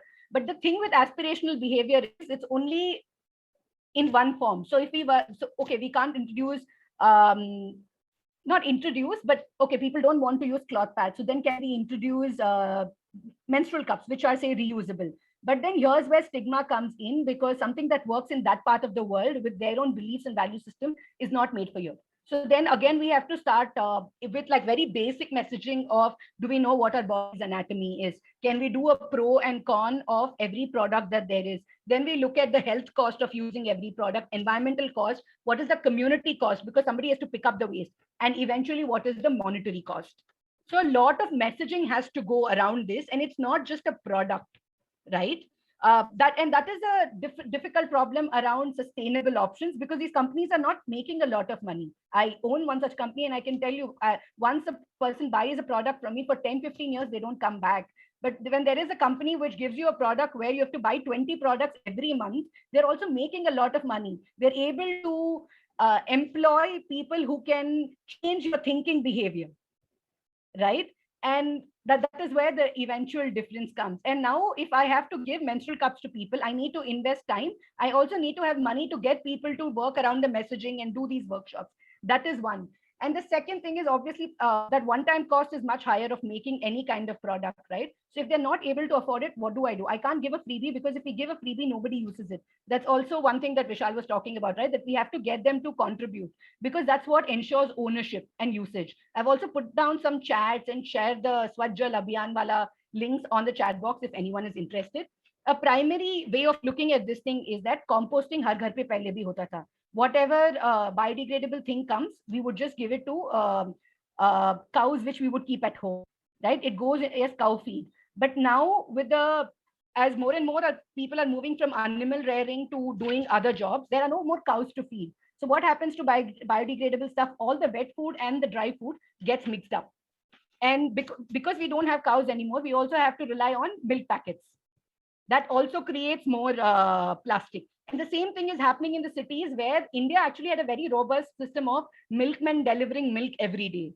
But then there was so much messaging around this milk being not being hygienic. It was not homogenized. It was not, 3,000 other things that we can talk about. So the gradual consumer behavior attitude shifted, that anything which is not coming in a packet is not hygienic. So now we need to move to packeted these things, right? And more than often, it is not very, it's not everything is a Amul cooperative, and Amul also has its own issues, not going there. But that is the larger problem. Like it's very systemic. And when it's systemic, consumer behavior is often curated and manipulated. And we need to be aware of that. That's very thoughtful. So two things here was that it's not a rural urban divide. It's more of an economic bracket divide. And consumer behavior plays a very important role here. Fair enough. Vaibhav, would you like to add something? Yeah. So just on this point, I wanted to add a few more things to Vishal as well as Sonal. So like Sonal mentioned, that how it is being marketed in such a way that rural audiences are also like adopting more to plastic kind of a lifestyle. And my experience in traveling to the Himalayan region, I'll keep my conversation more Himalayan specific.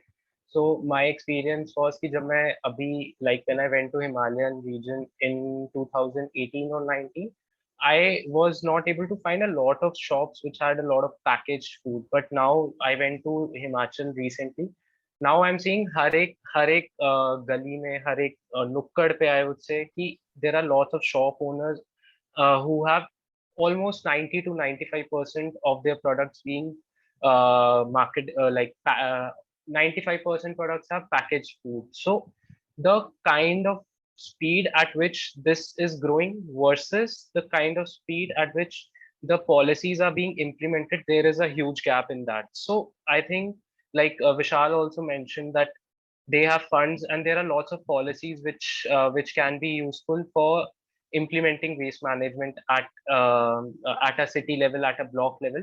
But interlinkages is so complex that one is not able to find a solution. And even if someone like Waste Warriors have figured out, it takes a lot of time to get those funds and then start the operations. And at the same time,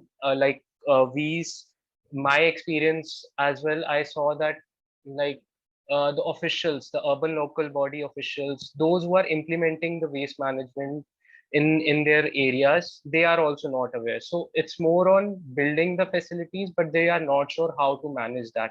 So once it is built, like around 70 to 80% becomes dysfunctional, and that has been the experience while working at Karo Sambhav as well, that most of the material recovery facilities which are built from the funds of Swachh Bharat becomes dysfunctional after some point of time because they didn't know how to manage it, or it was not financially feasible. So that becomes a big challenge. And at the same time, it needs to be, so the governments and the urban local bodies are more interested in building centralized structures, right? So now that centralized is clearly not working in urban areas, there is a strong need to create that decentralized systems of building material recovery facilities, building small collection centers, because so that the consumer who is actually throwing the waste away is able to connect to the infrastructure that is being built around it. So I think just to sum up, the speed at which the rate of packaged food is growing in the rural areas, there is also a strong need to implement those policies at the grassroots level. And at the same time, like we Sonal mentioned, the role of extended producer responsibilities in this.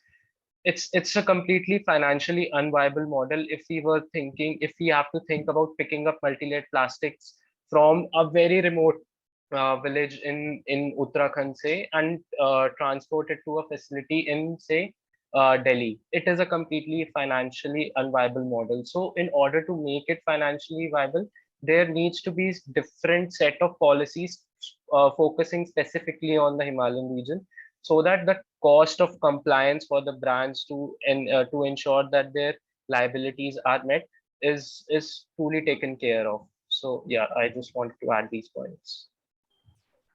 Thanks a lot, Vaibhav. Yeah, just one line on the last point that Weber mentioned, that if the brands can make sure that the products reach the remotest villages in the country, right, they also need to put in systems to bring them back, right? Of course, we need the policy exists, like that's what EPR was meant to do, right? That is the whole essence of EPR, that you make it so expensive to collect and recycle that brands will reduce their packaging.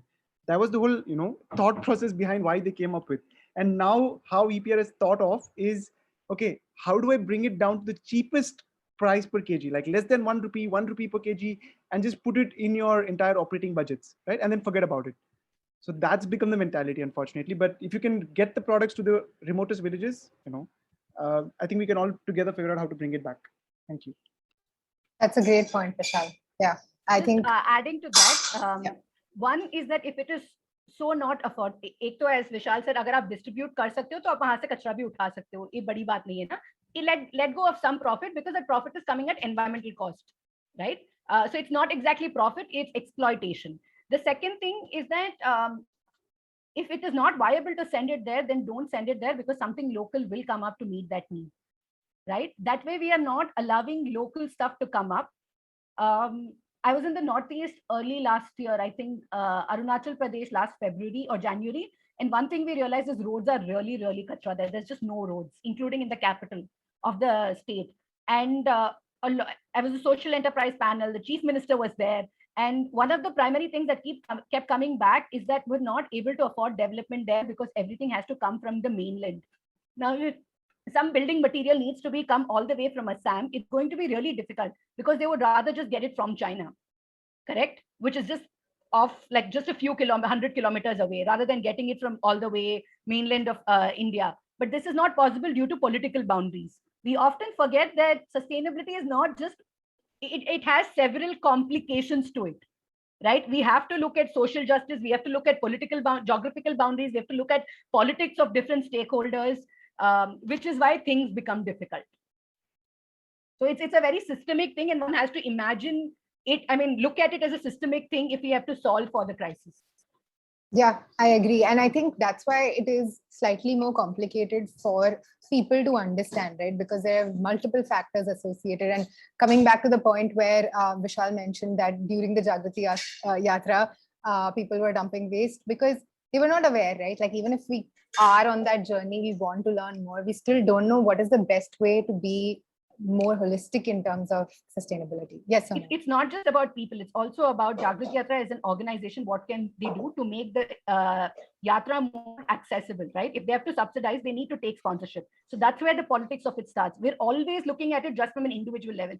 And I know the straw is important. I know all of this. The reason I'm telling this at this conference or in this video call is because I'm guessing the people who are attending here are also people who want to get into the space of sustainability. And it's not as it looks from outside. It is important to understand that it is complex, and just like any other space you are in, be it pharmaceuticals, be it fashion industry, whatever, anything that you work on is going to have two components, economics of it and politics of it. There is no way of escaping it, be it waste management, be it menstrual health, be it climate change, whatever it is. And the more number of stakeholders, the more complicated it gets, right? So we will come and talk about stakeholders in a bit, but I think before that, Vishal might have to leave. So would you like to just like add a few more comments before you do that? I think just 2 points from what Sonal said. She said two things, right? Economics and politics. It's very easy for all of us to think about the economic aspect of our work because you do get asked of that often. What is the unit economics? What is the exit strategy? People ask you about that, and you also tend to think of that because of the capitalist mindset in the world that we live in. But the other point she said, the political angle, that's extremely important for us to understand, how that plays a very important role in the work that we do. Everything is politics, right? And we have to know it. We have to understand the game. We have to be smart about it and play it right, right? Of course, be within your ethical lines, but know your politics, what's happening around, and play it right. So that's on that line. And another point I want to share before wrapping up, because this is an opportunity that everybody's here, and I want to share this on a completely different tangent, is that the most important thing in this whole journey, whatever we're talking about, is like the self. How are we feeling? How are we doing? And the one thing that I've realized that's been the most beneficial for me has been the 10-day Vipassana course. So in case any of you has not tried it, I would urge you to please do try this 10-day Vipassana meditation course. The fact is, it has 0% angle of commercialism, which is what is popular with all other forms of meditation and yoga and everything that you can talk about. This was one thing that I found which was 100% pure. And that is what attracts me to it. And I'm sure that will attract all of us to it. And it's a great, great tool. I would highly encourage everybody to think of it, because once our minds are pollution free, we can make our environment pollution free. Thank you so much. Yeah, I had a transformational experience doing Vipassana too. So thanks a lot, Vishal. And thanks for joining us. Yeah. Yeah. Thank you so much. Thanks, everybody. It was lovely actually catching up. Thank you so much. Likewise. Thank Bye. you. Bye. Thank you. Okay. So I would love to talk about and ask you guys about careers in the space of sustainability, because coming from the lens of all our viewers, a lot of us want to understand that, at least that this was the thought process, that sustainability means working in an NGO. Is that right? Is that true? And how is that changing now? Give me any industry and I'll tell you how environment sustainability is related to it. Any industry. Because nothing we do on the planet doesn't have carbon emissions attached to it. And any kind of consumption, even if it is an activity like a recreational activity, that has carbon emissions attached to it. Example, when I went to Nicaragua, I did volcano boarding, right? But that is only available in that part of the earth. I might not have done river rafting, which is available in Uttarakhand, right? So that also had carbon emissions attached to it. I'm talking about a very far away activity. But if you're taking something like smaller clothing that we wear every day, then fast fashion, everybody knows, I think now what it is, about how we need to use and consume more consciously. Or the food that we eat, if it is coming from tins, what is the carbon footprint? Because that food has stayed in containers for a really long time. And the fish that we are eating, I mean, please, biotoxins are so many, do not consume fish. But how unethical it is for people who are working in the fishing industry, how it is killing thousands of animals whom we are not even consuming. And all the credibility labels that are there are just a scam, because they don't even go and look at the fish as to, I mean, on the ship as to how much is the catchment. What kind, we are killing dolphins and whales and sharks, but we don't consume them because we're not supposed to consume them, right? Legally, it's illegal. Then what do? We just throw them, these animals who will anyway not survive because we've killed them. And then all of that goes back to the ocean. And anyway, the fish we are eating, if it's not seasonal, then all of that is also a problem. Anything that we do, the makeup that we are wearing, to all the metals that go into using the laptop for this, all of it has carbon emissions connected to it. So any industry that you want to work in, you can work on the environment aspect of it in that industry itself. Like for me, mental health is what I do. So I understand the industry's point of view, but like from roles, right? So some of us want to start our own initiatives because that's where we can get in with our solutions. But some of us who get into the workspace, who want to work with companies that are doing something, either like, from the lens of changing certain things in these companies. So we're talking about corporates and the sustainability roles within corporates, or these could be more environment friendly organizations working towards it from that lens. So does anyone want to highlight the different roles in companies? Yes, Swati. Yeah, I'll just go ahead, address some of them, and then probably rest of them could add. So there are multiple, I also had no idea about what is development sector, etc. I just started with the questions that I had in my mind, and then I just share this very quick story so that people can relate to it, some of them. So when I used to irritate citizens कि ऐसे क्यों कर रहे हो, ऐसे क्यों नहीं कर रहे हो. So I thought social activist is basically धरना दे के बैठ जाओ और फिर अपना काम करवाओ types. But then I wanted to also explore कि environment is something which I'm really liking at my college days. But then do I want to do masters in that or not? So I thought I'll just work in some organization which works on environment. So I typed ऐसे ही internet पे Google topmost organization working on environment in India, and Center for Science and Environment came, and then I applied there. That's how I started my journey. Okay. And then CSC happened. And after coming to CSC, I realized there is this development sector, like there's this whole sector which is working on this. Okay. And then I got introduced to multiple organizations working. So first I'll talk about only development sector, where there are organizations. Let's start with grassroots, which works like on grassroots, on ground, and they're tackling the issues related to anything on environment for that matter. Like they work in rural India or urban India, and they directly work on the issues. Then there are domestic NGOs, non-for-profit organizations, social purpose organizations. There are different names given to these. Then there are international organizations. There are think tanks which works on policies, public policies, creating policies, etc. Then then in that there are multiple sections, like Sonal works with menstrual hygiene, right? So there is menstrual hygiene, which is related to environment. Then women empowerment is also related to environment. Then you can directly work on environment, waste, water, energy, food, building material, all of that is related. So there are sub-sectors in environment. And then the whole hierarchical that I've told you, like there are grassroots, domestic NGOs, international organizations. Then there are CSRs, where foundations are created by these for-profit companies, which has their corporate social responsibility, where they have to give 2.5% of the 2.5% of the profit for the social cause which they're working, which either they're directly exploiting or they're indirectly exploiting. These are the major ones. Then there are for-profit organizations also. For example, ours is a social enterprise, totally for-profit, but we are working towards a social cause. So, and then there are actually for-profit organization which works on like environmental impact assessments, or they do carbon crediting, like totally for-profit. So these are the major things. You can go and research more. Then yeah, I think others can add. This is what I'm getting in the top of my mind right now. Thank you. Vaibhav, would you like to share something?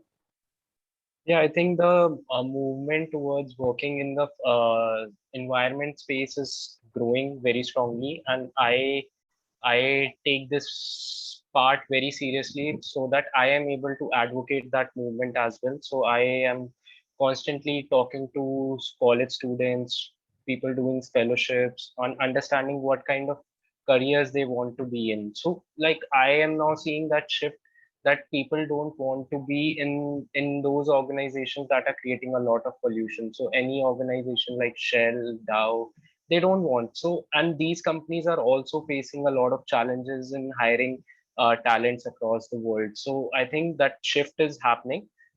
One thing that has changed for me personally, so when I was in college, I was more on the social sector, development sector, NGO sector side.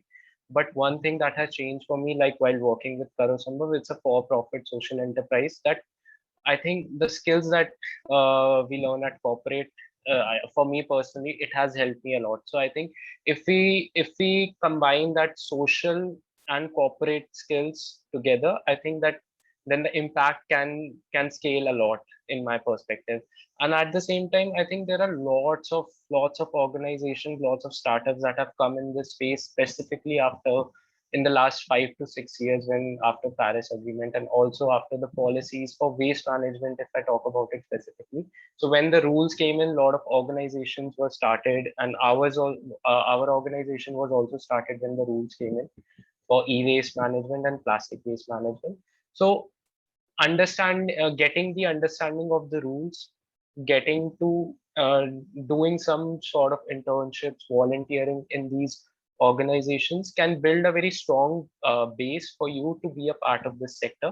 and at the same time learning continuously, because this is a very evolving sector and changes are happening very, very quickly. So almost in every month or two, there are some reports that are coming up. There are policy level amendments that are being recorded on a very frequent basis. So I think keeping a track on that, and at the same time exploring, trying to volunteer, doing internships can be a very good starting point for anyone who is in college. And then I would say that social sector and corporate, I think one should not be restricted that I want to work in social, like in non-profit space. I think one can understand his or her own aspirations and then see whether corporate sector works best for them, or whether the NGO sector they want to explore that. So yeah, that is what I would like to share. Thanks very Thank much. Sonal, Yeah. we'll come I to don't look you, at it- Akash, after that. I don't look at it as a for-profit, non-profit thing. I think every organization has to be driven by sustainability, which means eco-sustainability, ethical sustainability, financial stability, and a lot of those things.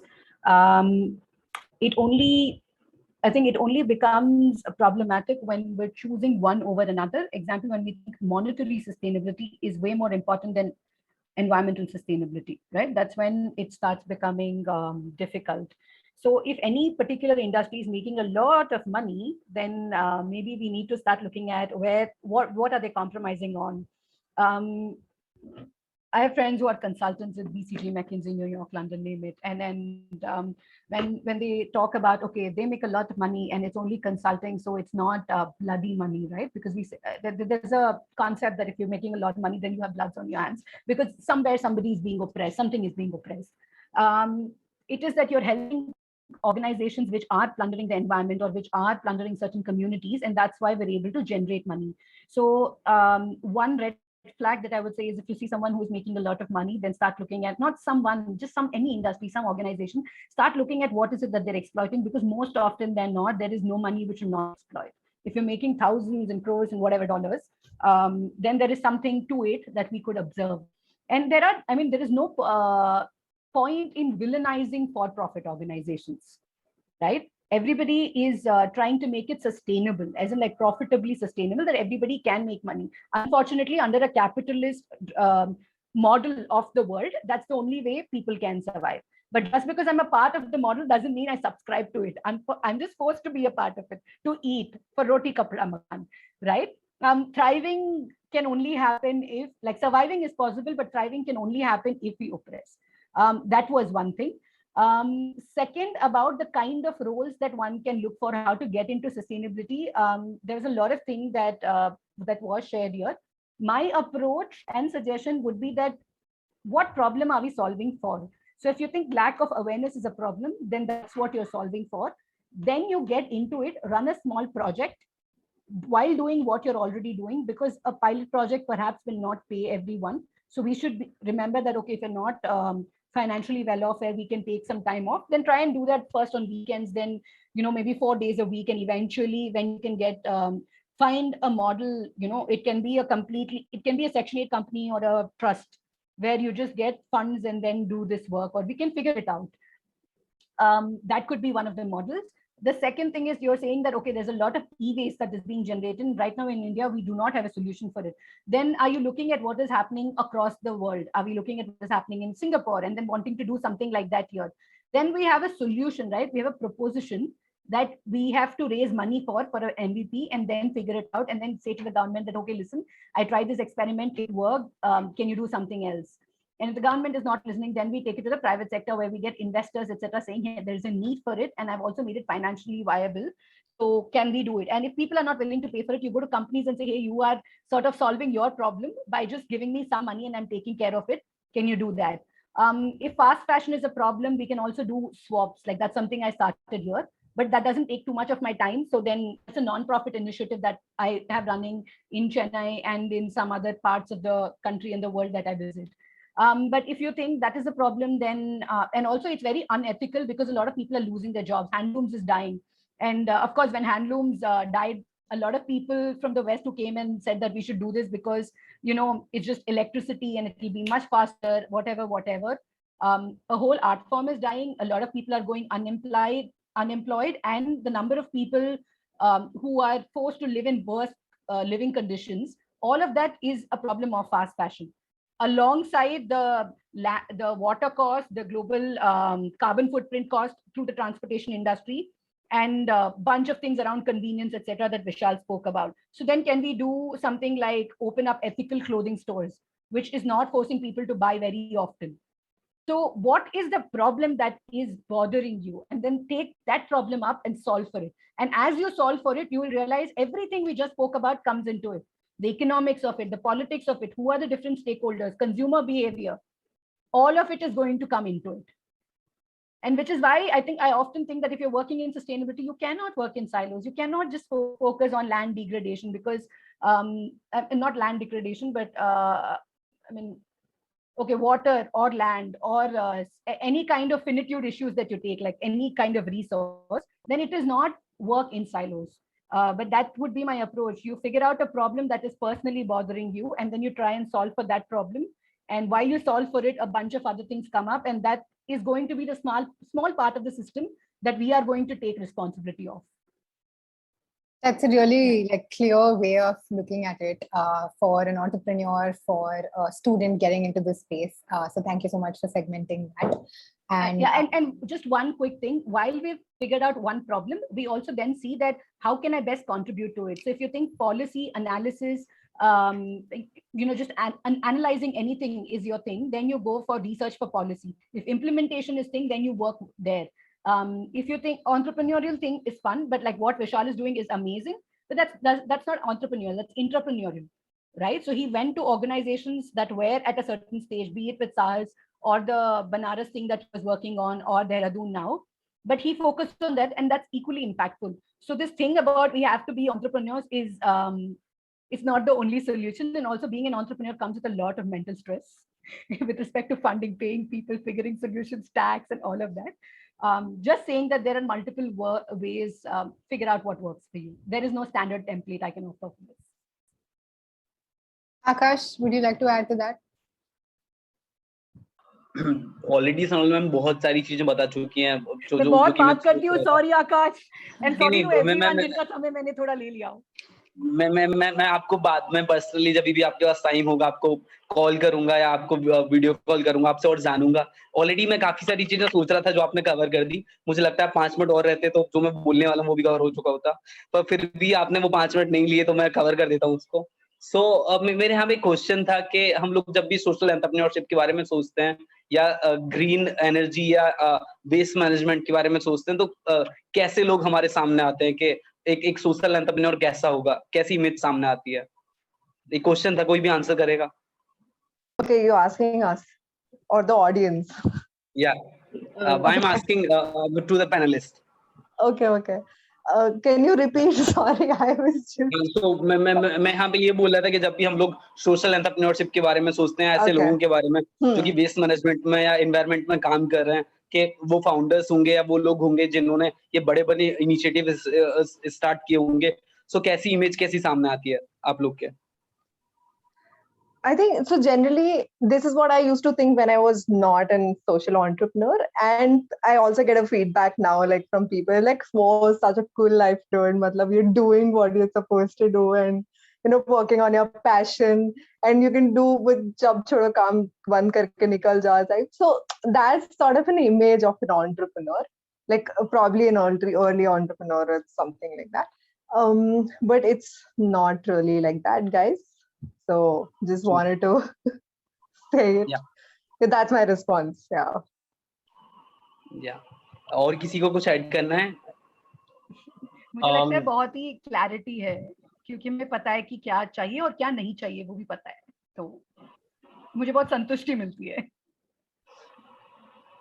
No, he's asking what do people have as an image of a social entrepreneur? Image, हाँ, झोला types, like झोला उठा के ऐसे कि कोई बंदा झोला चप्पल पहन के ऐसे एक फकीर वाला, जैसे मोदी जी बोलते हैं ना, एक फकीरी, एक सादगी वाला जीवन, वो ऐसे जैसे सोचते सोशल एंटरप्रेन्योरशिप, एनवायरनमेंट, एक अन्ना जैसा एक आदमी जो आंदोलन कर रहा होगा, जिसके सर पे टोपी होगी या फिर पैरों में चप्पल या कुर्ता पहन के होगा। तो हाँ वैभव, आप कुछ बोल रहे थे, प्लीज कंप्लीट करिए। नहीं, मेरा यही था कि जो लोग सोचते हैं कि क्या एक सोशल एंटरप्रेन्योर होगा, वो इस चीज को एक तो मतलब एक जो, जैसे कि विशाल ने बताया कि कैसे पेरेंट्स सोचते हैं कि क्या है ये चीज, उन्होंने कभी इस चीज के बारे में सुना ही नहीं, तो उनको लगता है ये क्या समाज सेवा कर रहा है, इससे क्या होगा, पैसे कैसे कमाएगा। और जो मेरा पर्सनल वो है एक सोशल एंटरप्रेन्योर, या फिर कोई जो इस सेक्टर में काम कर रहा है, वो एक्चुअली बहुत फ्यूचरिस्टिक है, वो फ्यूचर के बारे में समझता है और उसको ग्राउंड लेवल पे काम करना है। अगर मैं एक एंटरप्रेन्योर के बारे में सोचूं तो वो एक ऐसा इंसान होगा जो कि ग्राउंड की रियलिटीज को समझ के काम करना चाह रहे हैं, अपना कुछ स्टार्ट करना चाह रहे हैं, या और कोई अगर एक ऐसा इंसान जिसने इस सेक्टर में काम करना है, तो वो बहुत कंसर्न्ड है और वो कुछ करना चाहता है, एक एक बहुत लेमैन टर्म्स में अगर मैं आपको बताऊं। या एग्जैक्टली, तो जब भी हम लोग सोशल एंटरप्रेन्योरशिप के बारे में सोचते हैं तो कुछ लोग सोचते हैं कि एक फकीर के तरह होगा, कुछ लोग सोचते हैं कि मतलब पैसे नहीं होंगे, अलग अलग। सो लाइक सोशल एंटरप्रेन्योर्स भी बहुत सारे वैसे एग्जांपल्स हैं, बहुत सारे ऐसे सोशल एंटरप्रेन्योर्स हैं जो कि आज के टाइम में काफी ज्यादा सक्सेसफुल हैं, उनके बहुत सारे फ्रेंचाइजी चल रहे हैं, बहुत सारे मॉडल्स चल रहे हैं। एग्जांपल गूंज को ही ले लो, वो कितना अच्छा काम कर रहे हैं, उनके पास अच्छी फंडिंग्स भी हैं, अच्छा काम कर रहे हैं। अब सोनाली मैम ने एक बहुत अच्छी बात बोली, हम बहुत सारे लोग सोचते हैं कि वो सोशल एंटरप्रेन्योर बनेंगे और आते हैं और एग्जिट कर जाते हैं, क्योंकि वो लोग सोचते हैं पैसा होगा, कुछ लोग ये भी सोचते हैं हम अर्न करेंगे ऐसे। तो सोशल एंटरप्रेन्योर और एंटरप्रेन्योर दोनों में अंतर है। आप चाहें, आपको काम करना है, कमाना भी है, तो आप एंटरप्रेन्योर बन सकते हैं। अगर आपको खुद से एक प्रॉब्लम का सॉल्यूशन देना है, आपको एक प्रॉब्लम दिख रही है, आपको खत्म करनी है, तो आप सोशल एंटरप्रेन्योर बन सकते हैं। मैं इसमें और भी काफी चीजें जोड़ना चाहता था, पर मेरी फोन की बैटरी 1% है। मैं चाहूंगा आप लोग। Thank you.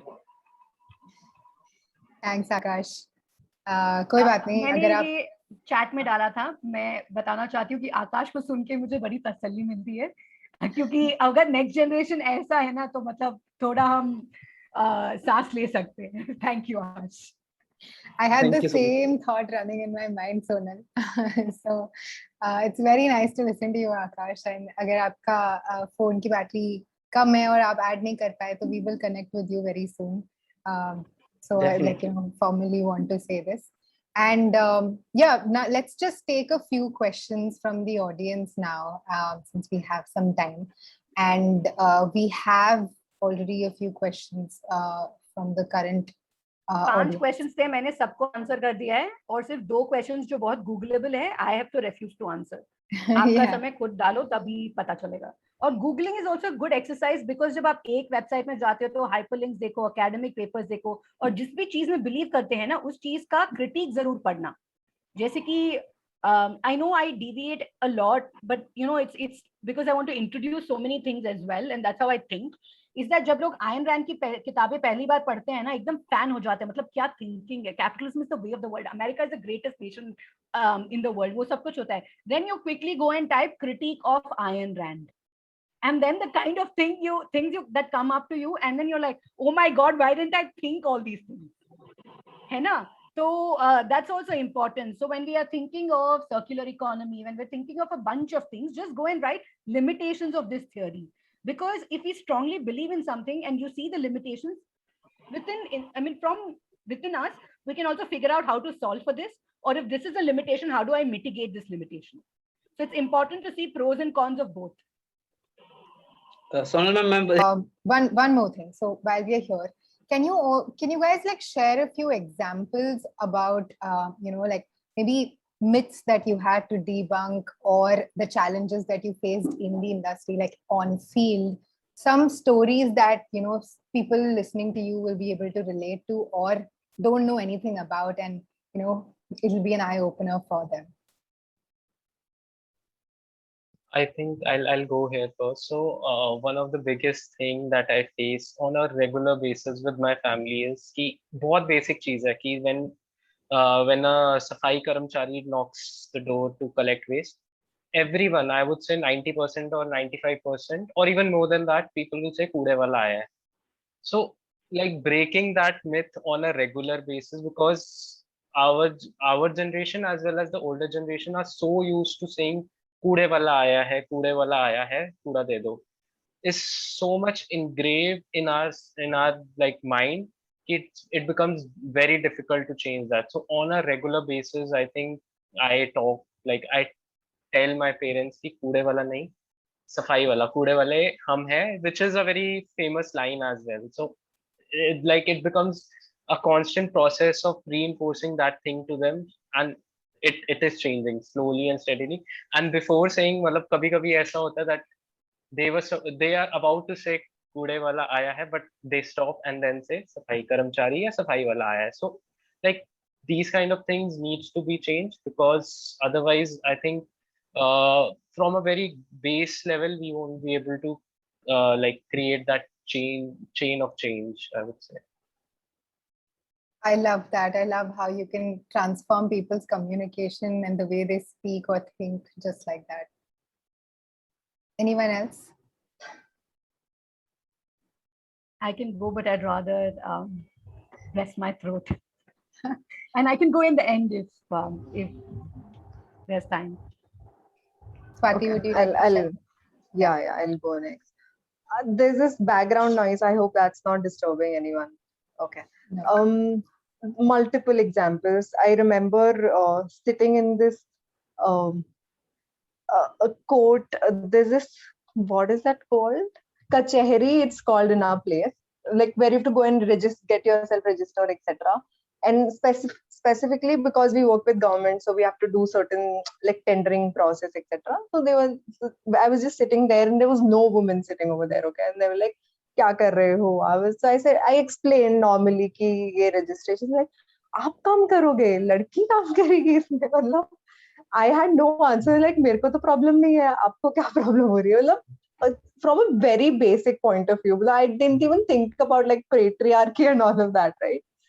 And also when initially I used to go to municipalities and I used to sit there was no woman, and then there are certain female clerks who sit in a separate corner, like there's a separate corner for them. They come there and they go back from there, but in the main office there is no female. So all of those difference, and then me sitting there full day, like आप क्यों बैठे हो, कोई बात नहीं, हम आपको call कर देंगे, उस टाइम पे आ जाना. मैंने कहा नहीं, स्पेशल ट्रीटमेंट नहीं चाहिए. So these were certain things which is related to the gender basis thing. And then municipalities generally, I think all of us know how their behavior is, and then how much they want to work. And the issue is not only how much they want to work. Even if they have intentions of working, they have so much of work for them. Like this, they're loaded with work. Okay. Also because they haven't worked previously, that's why they're loaded with work. That is, there are multiple reasons for that. But they are, like, we cannot just only blame government and the administration, but we also have to take certain duties as citizens of the country. So, and there's this shifting of blame issues which I keep facing. Like we work with community also and the government also. They're like, citizens nahi karte hain, citizen bolta hai government nahi karti hai. Matlab, it's a cure. Okay. And then how Sonal have been continuously and speaking it again and again and reiterating to all of us that it is a systemic issue and it has to be solved systematically. Otherwise, we are nowhere. Like, agar मैं सिर्फ government के साथ काम करती रहूंगी, we are not reaching anywhere. Or if we work only with citizens, we are not reaching anywhere. That's true. Like, that's for granted. We have to take it. Like, that's default. I can't pressurize it enough and more than this. Then I think that's it. There's too many issues. If I start, I'll not stop only after that. So I'm very much restricting to the questions that you're asking. Otherwise, yeah. Otherwise, it'll become a rant. Sonal. So yeah. Thanks. मेरा तो बस यही है कि assumptions ना करें हम.